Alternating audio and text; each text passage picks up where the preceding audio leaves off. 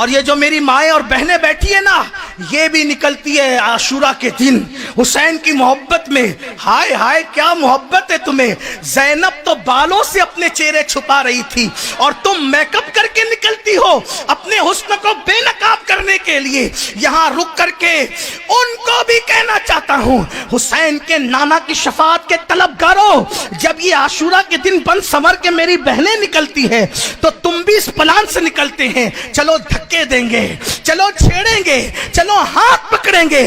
سوچو اس دن زینب کبریٰ کی قبر میں، ان کی قبر انور میں کیا گزرتی ہوگی کہ میں نے پردہ بچانے کے لیے اپنی چادر چھنوا دی تھی۔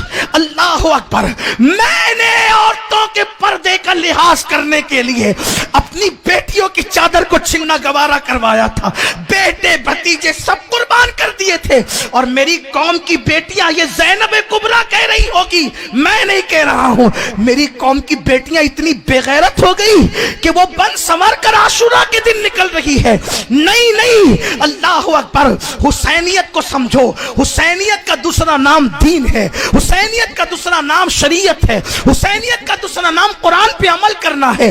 حسین نے قرآن کا دامن کیسے پکڑا، حسین نے قرآن کا دامن کیسے تھاما کہ گلا کٹ گیا، سر تن سے جدا ہوا، لیکن حسین کا دل قرآن سے جدا نہ ہوا۔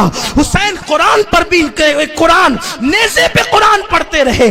ہمیں کیا ہوا؟ ہم عاشورہ میں بھی نماز چھوڑ دیتے ہیں، ہم عاشورہ میں بھی نماز ترک کرتے ہیں۔ سنیوں کیا منہ دکھاؤ گے؟ یہاں ساری چٹنگ بازیاں چل جائے گی، وہاں نہیں چلے گی۔ آج یہ اب اپنی گفتگو کو سمیٹ لوں، کب تک درد دل کہا جائے، کتنا کہا جائے، یہی دکھڑا لے کر تو آپ کے پاس آتے ہیں۔ لیکن اب اختتام پر بات سن لیں۔ اللہ اکبر، اللہ اکبر۔ نماز نہیں دامن میں، ہم جنتی، روزے نہیں دامن میں، ہم جنتی، داڑیاں مڈا کے گٹروں میں پھینک رہے ہیں، ہم جنتی۔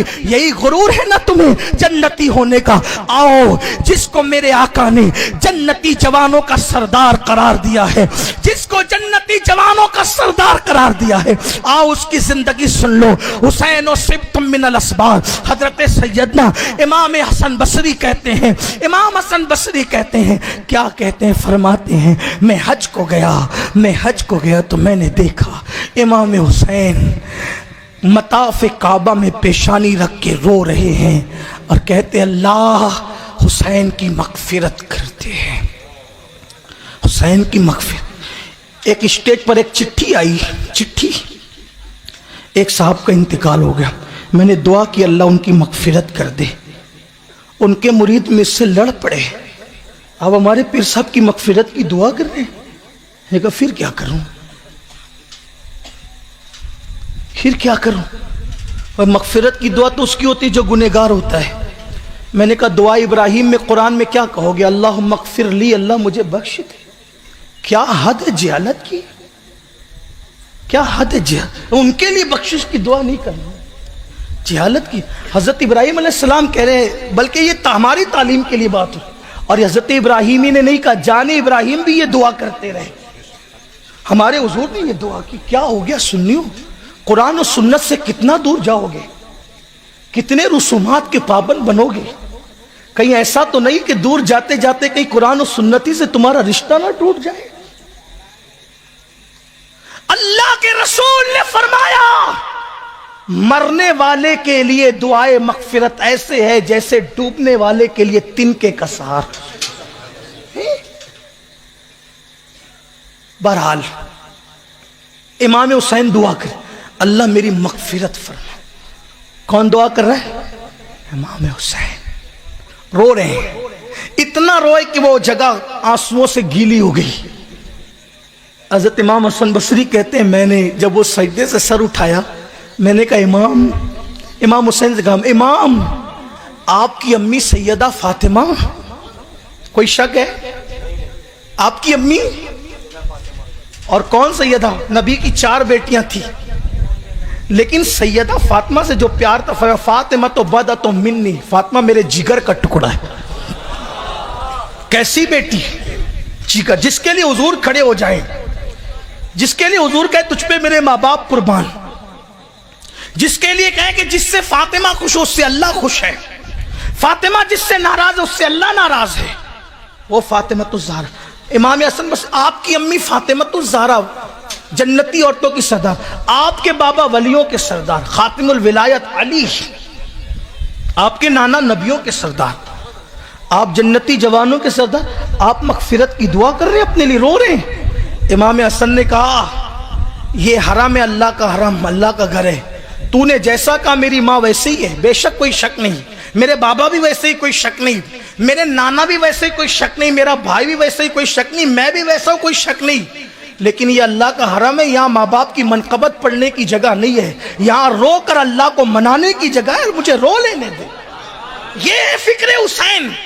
کبھی ہمیں بھی رونا آیا؟ جس نے پیدل 25 حج کیے وہ مغفرت کے لیے یوں روئے، جس کو پیدا ہوتے ہی جنتی جوانوں کا سردار بنا دیا جائے وہ مغفرت کے لیے یوں روئے، جس کے بارے میں حسین اور سبت من الاسباط کہا جائے وہ مغفرت کے لیے یوں روئے۔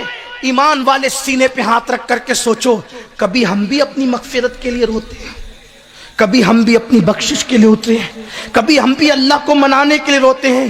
سنیو، اپنے حال پہ رحم کرو، جنت اتنی سستی نہیں ہے جتنی سستی ہم نے سمجھ لیا ہے، مغفرت اتنی آسان نہیں ہے جتنی ہم نے سمجھ لیا ہے، اور اتنی مشکل بھی نہیں ہے جتنا تبلیغی جماعت والوں نے مشکل کر کے بتایا ہے، نہ اتنی مشکل ہے نہ اتنی آسان ہے، اس کے بیچ میں ہے جو صحابہ اور اہل بیت کا مسلک ہے، وہ ویسی جنت ہے۔ اس لیے اللہ کے لیے اللہ کی بارگاہ میں توبہ کرو، گناہوں سے بچو، اور جو بدعملی کے تیر چلا رہے ہو اور حسین پاک کا دل دکھا رہے ہو، آج کی اس محفل میں اس سے توبہ کر لو، مولا حسین سے کہو میرے مولا بھول ہو گئی، ہم آپ کی بارگاہ میں معافی طلب کرتے ہیں، آپ کے نانا کی بارگاہ میں معافی طلب کرتے ہیں، آپ کے رب کی بارگاہ میں معافی طلب کرتے ہیں۔ کل کی صبح ایک نئی صبح ہو، آج تک اگر یزیدیت کی راتیں گزاری ہے تو کل سے حسینیت کی صبح ہونی چاہیے، کردار حسینی، گفتار حسینی، رفتار حسینی، عمل حسینی، زندگی حسینی، بندگی حسینی۔ اور ہمیں دیکھ کر لوگ پکار اٹھے جب غلام کا کردار ایسا ہے تو آقا حسین کا کردار کیسا ہوگا۔